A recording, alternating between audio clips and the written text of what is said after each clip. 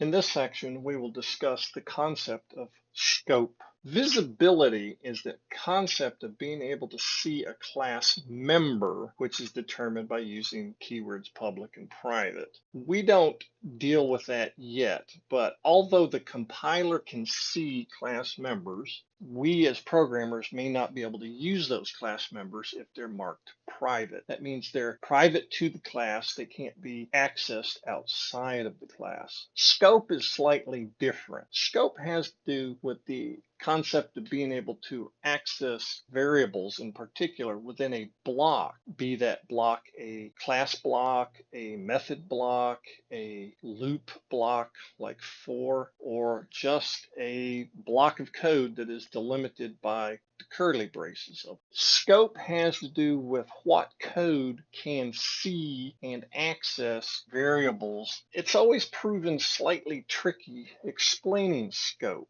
I think the best way to do it is just use the concept of this word invisible. If something is invisible, you cannot see it. In means if something is inside, you cannot see it. But if something's outside, almost always you can. Assume a block, let's say a for loop, where we declare a variable inside the loop body. That variable from the point of its declaration to the end of the for loop is visible to everything in the for loop, but it's not visible to the code outside of the for loop in the rest of the method because that variable in the for loop is inside, therefore it's invisible to the outer code. The code inside the block, however, can see variables and code outside of its block or in the larger scope. The more inside it is, the more invisible it is. In a class, we have